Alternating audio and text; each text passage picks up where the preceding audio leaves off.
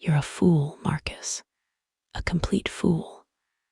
I overheard from the women's restroom door, just as I stepped out of the private dining room where we were celebrating our anniversary dinner. "My name's Marcus." It was a fleeting moment, barely half a second, but everything stopped. I walked back to our table, my pulse racing, pretending I hadn't heard a thing, though I felt the color drain from my face. Emily was sitting there, cradling her wine glass, smiling as if the world hadn't just cracked open. I sat across from her, trying to look at her the way I always had, but I couldn't see my wife anymore, just a stranger playing the part. She was dressed up more than usual that night, and I, like an idiot, thought it was for me. A sleek black dress I barely remembered her wearing, bold red lipstick, expensive perfume, the kind you wear when you want someone to notice, not to mark 9 years with a guy who fixes industrial heaters and comes home smelling like grease.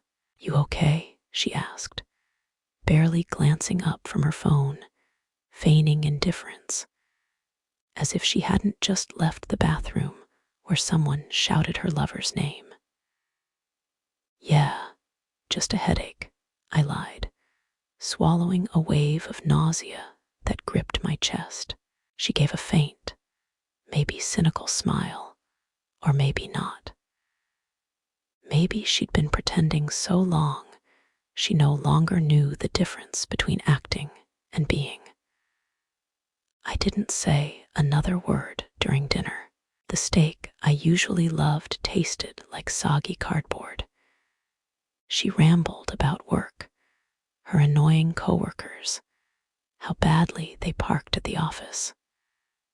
I nodded, but her voice felt distant, like a TV droning in another room.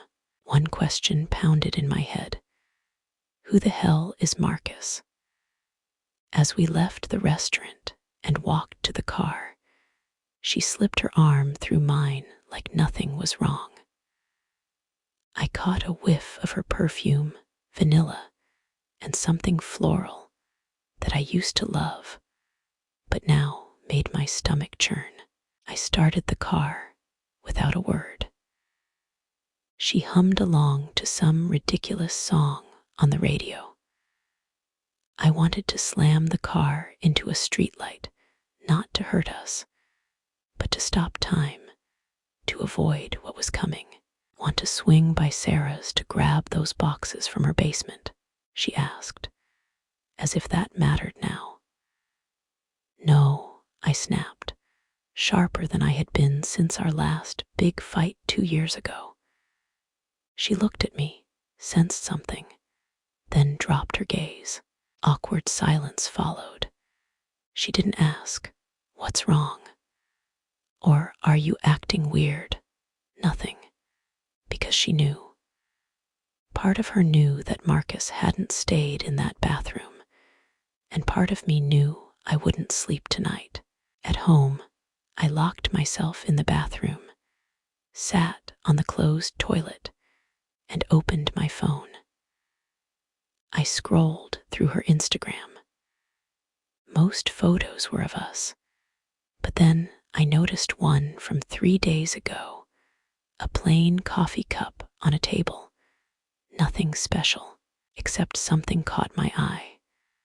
Reflected in the metallic spoon, barely visible, was a man's silhouette. It wasn't me, not by a long shot.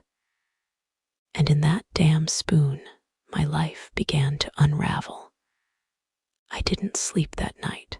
I lay in bed, staring at the ceiling while Emily slept soundly beside me, oblivious to the fact that I knew another man was in the picture. Every time I closed my eyes, I saw that reflection, the shadow of her betrayal. 5 a.m. I got up quietly, showered, and left for work 2 hours early.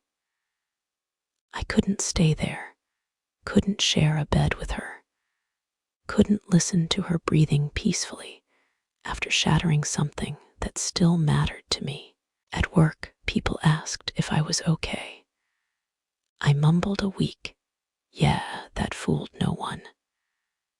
I went through the day like a zombie, doing my tasks while my mind replayed the dinner, the bathroom, the woman's voice, Marcus's name ringing like an alarm. No one could silence. That afternoon, I decided I couldn't live with suspicions. I needed proof. While Emily was in the kitchen, supposedly talking to her sister on the phone, I grabbed her laptop, the one she used for work. It was a bad idea, I knew, but trust was gone, and I couldn't just sit there. I searched quickly, no hesitation, no guilt. In her downloads folder, I found an audio file, something generic like Voice 087M4. I played it through my earbuds. "I can't keep doing this, Marcus. I feel awful for him. He doesn't deserve this," Emily's voice said, accidentally recorded by her phone. "Then leave him," a man's voice replied, too confident for someone who wasn't supposed to be part of my life. "It's not that simple. He's a good guy. He takes care of me, knows me. But with you, I feel things I haven't felt with him in years." I yanked the earbuds out, my head pounding, my stomach twisting. I slammed the laptop shut just as she walked into the living room. "What are you doing on my laptop?" she asked, her tone sharp. "Looking for something," I said, offering no more. I stood and headed to the bathroom, avoiding her eyes, but she followed. "What's wrong with you?" she pressed, arms crossed at the door. "Who's Marcus?" I asked, no preamble, no shouting, just a controlled anger I didn't know I had. Emily froze. That 2-second pause said it all. "No, who's Marcus?" "No, what are you talking about?" No surprise, just a closed mouth, like she needed time to craft a less damning version of the truth. "It's not what you think," she finally said, her voice shaky. "Tell me," I said, staring straight at her, unblinking. "He's a coworker, that's all. He helped me with some projects. We grabbed drinks a couple times. That's it." "So you kissed him in a restaurant bathroom over a few drinks and some spreadsheet help." Her eyes dropped, fear flickering, not of me, but of losing control of her story. She walked to the couch, sat down, hands clasped tightly between her knees. I stood, unmoving, waiting. "It was a mistake," she said at last. "Unplanned. It happened once. I believe that as much as I believe your laptop magically played that audio for me," I shot back. "You heard it." "Yeah, and it wasn't just once. You talked about feelings, things you don't feel for someone you just got drunk with one night." "Steve, I don't." I cut her off, my mouth dry with disgust. "Don't say you love me. Don't say it was a mistake. Don't say you were confused. I've heard enough." She went silent, her face showing not guilt, but fear of what came next. Fear that I was done playing her game, that the safety she always felt with me was gone. I locked myself in the bedroom that night and slept on the couch. She tried to touch my arm in the early hours, to say something. I didn't respond, just closed my eyes and waited for morning, knowing my life had entered a chapter I hadn't asked for but would face head on. The next day, I avoided everyone. My brother sent a voice message about a barbecue. I ignored it. My coworker, Dan, noticed my expression and asked if I was okay. I brushed him off with one-word answers, avoided eye contact, and left work early, claiming a stomachache that was really a knot in my gut.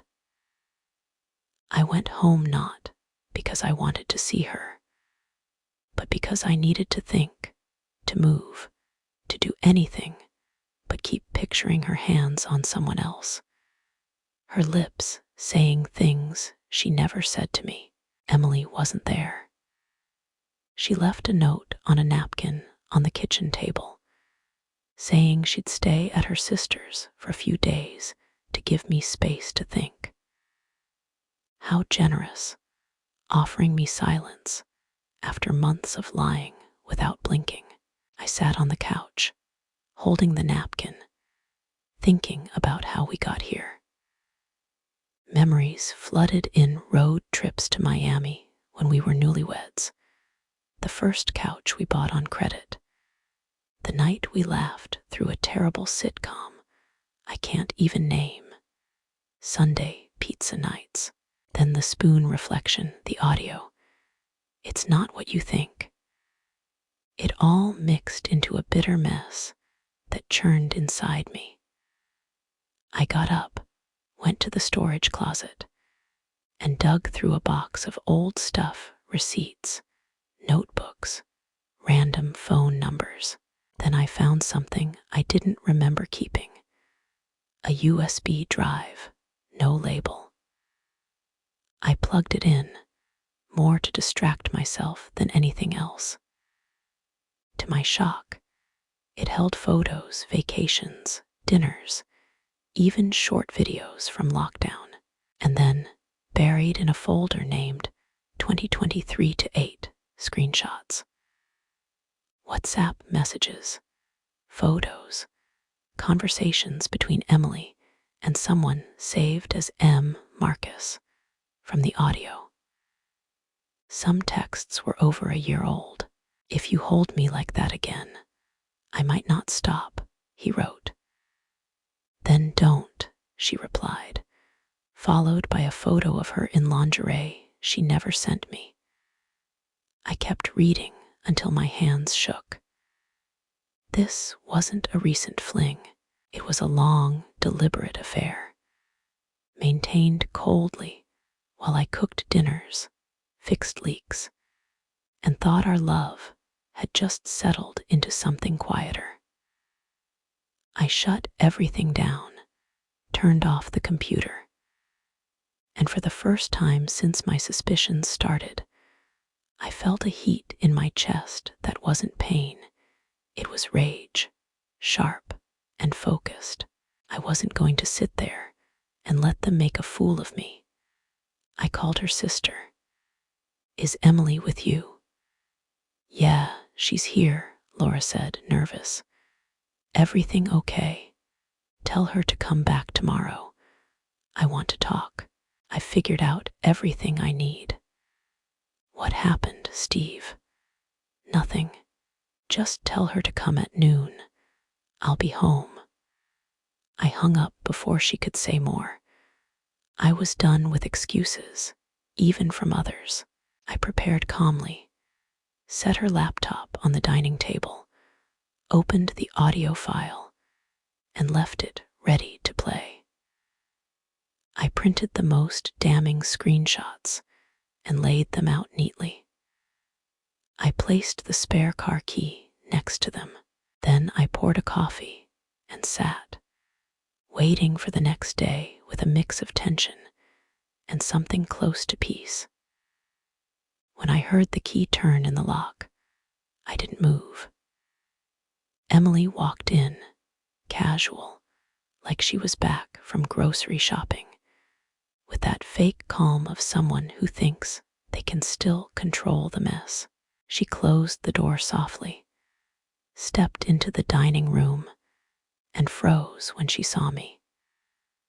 Her face changed as she noticed the printed pages, the open laptop, the car key positioned like a trap.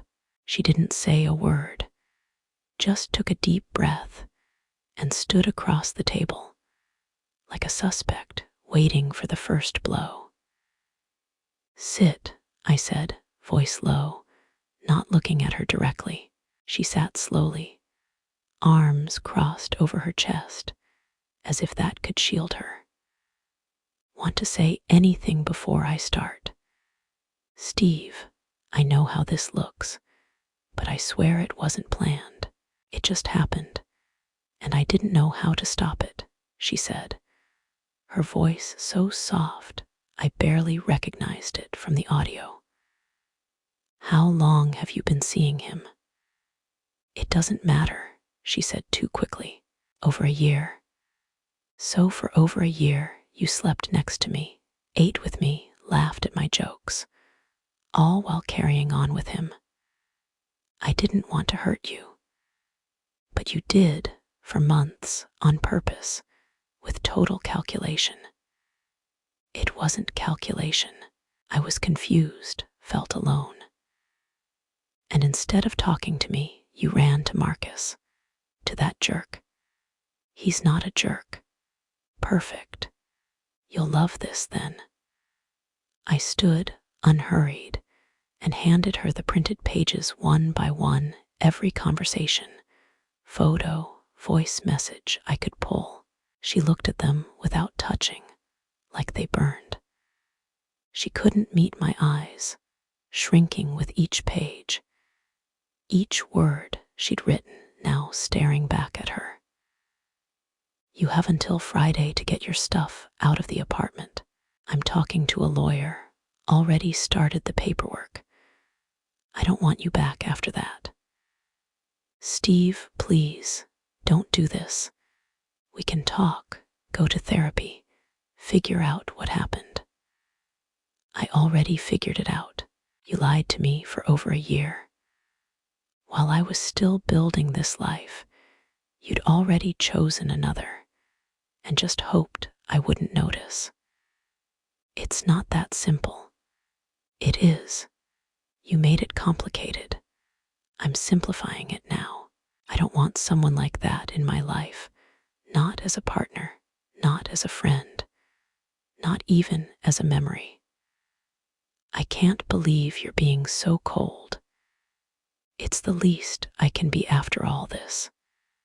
And what? You think I'll tell everyone? Your family, mine.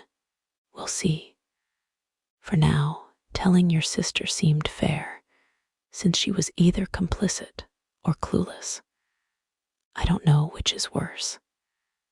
Emily went quiet, ran her hands over her face, like wiping her expression could change what she'd just heard. I sat back down, calmer, not because the anger was gone, but because I didn't need to shout or argue anymore. I'd made my choice. "You're keeping the car?" she asked, eyeing the key. "The car's in my name. I bought it. You can take the bus until Marcus buys you one, if he even has a steady job." "I don't deserve this. You're wrong. You deserve worse, but I'm a decent person. You have until Friday. After that, we change the locks."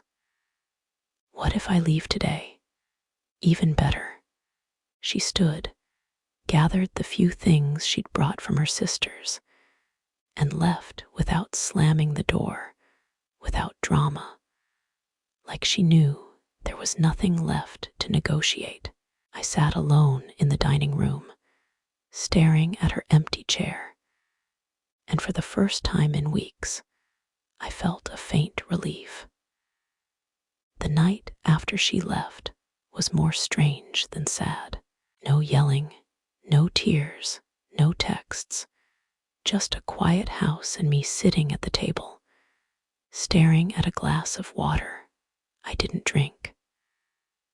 I got up, went to the bedroom, opened her closet, and saw she hadn't even cleared it out, like she'd left things on purpose to come back later. I grabbed a cardboard box and started packing her stuff: shirts, bras, her cookbooks, the creams she forgot in the bathroom, even her toothbrush. I didn't do it with anger or haste, but with a calm that unnerved even me, like I was dismantling a set that no longer served a purpose. Thursday afternoon, she called for the first time since leaving. "Can I come by tomorrow for my things?" she said, direct, no hesitation. "They're already packed. Box, bag, backpack. Take it all at once. Can we talk, even for 5 minutes? I have nothing left to say, Emily. You said enough." She hung up without pushing. I expected nothing else. The next day, when I heard the elevator stop at my floor, I left the box by the door and hid in the kitchen to avoid seeing her.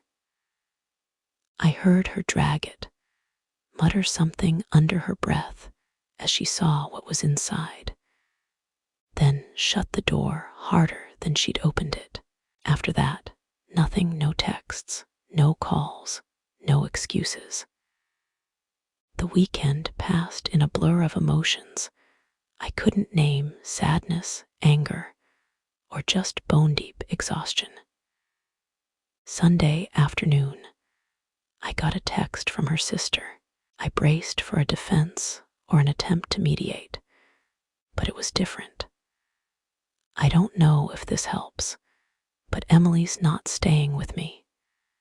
She lied, used me as a cover. I'm sorry." I replied with a simple thanks, but something in that message made me want to know where she was, not to chase her, but to close the book completely.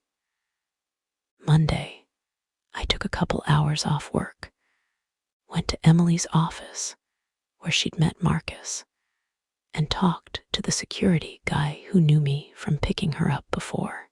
I asked if she was still coming in. He said he hadn't seen her in a week, and that Marcus had quit 2 days earlier. It didn't surprise me.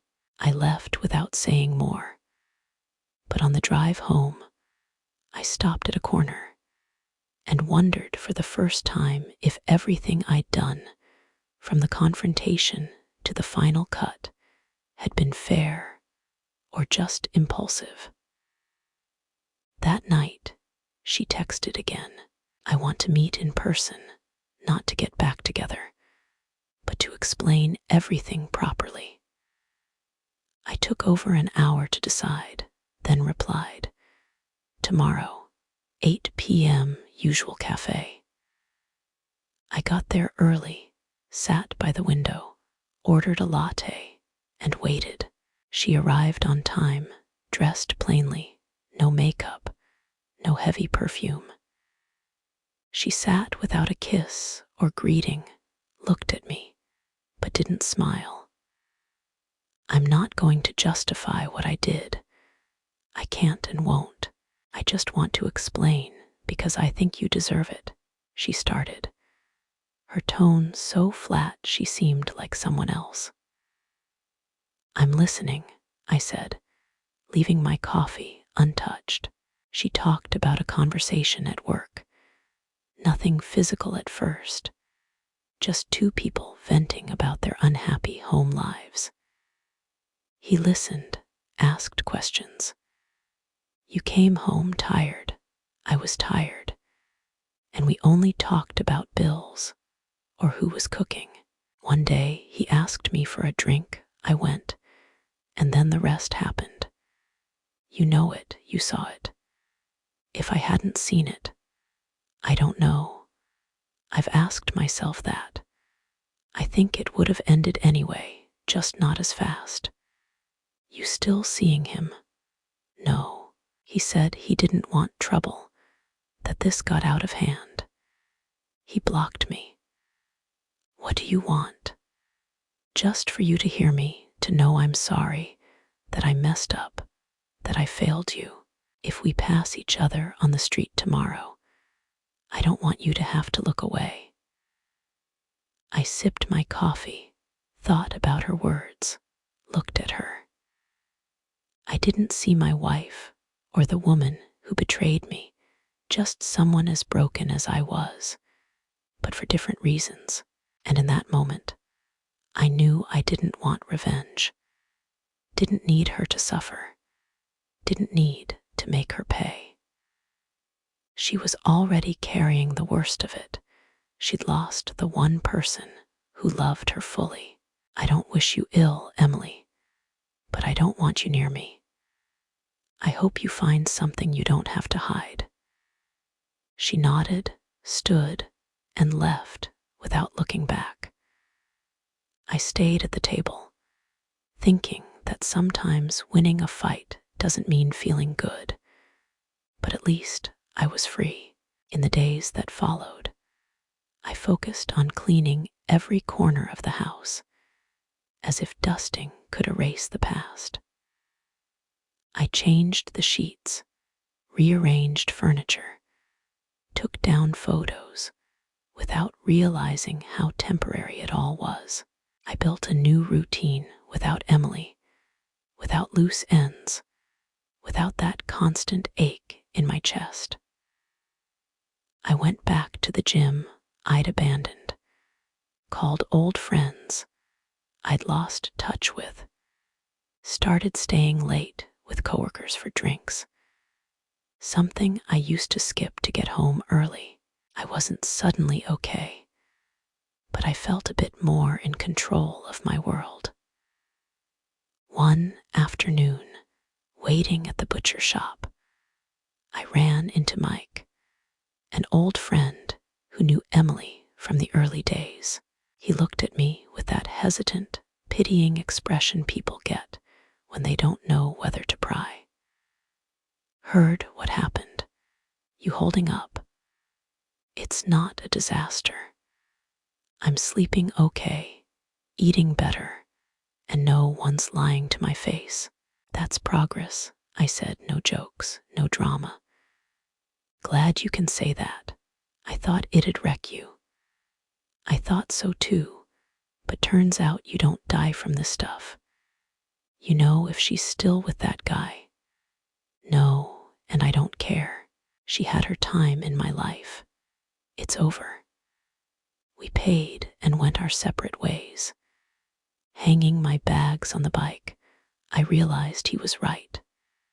Something broke, sure, but something else cleared up. The trust was gone forever, but so was the constant doubt, the unease masquerading as normalcy. Emily forced me to see I'd been holding onto something dead for years. The next week, I got the lawyer's summons. Emily had filed her papers, and it was the usual chaos. No fights over property, no petty claims, just mechanical. I signed everything in under 30 minutes. The lawyer asked if I wanted a confidentiality clause. I said no. I had nothing to hide, and if she wanted to keep lying, that was her problem. He asked if I wanted a hearing or to handle it administratively. I said the faster, the better. I left the office, went to the corner bar, ordered a coffee, and read the papers again, like I needed to confirm it was really over. One page listed the exact date our marriage would end. I read it over and over. It was just a number, but it would stick with me, not because it was sad, but because it marked the moment I stopped carrying something that wasn't mine anymore. That night, Emily texted again, no surprise. Short, direct, no drama. I signed. Guess this is it. I hope you find someone who loves you right. I read it 3 times, didn't reply, not out of spite, but because there was nothing left to say. She wasn't my person anymore. It hit me suddenly, and it felt more freeing than I'd expected. I turned my phone face down, ate dinner calmly, and for the first time in ages, felt at peace. Days later, I told my mom everything, not because I was ashamed, but because I knew she'd take it harder than I did. We went to her place for coffee, and after the second cup, I spilled it. Emily cheated. I found out. We signed the divorce. She didn't say anything at first, just sat there, looking at me with a mix of pain and shock. You okay? Better than when I didn't know, I swear. Want me to say something, or should I stay out of it? Just listen, Mom. That's enough.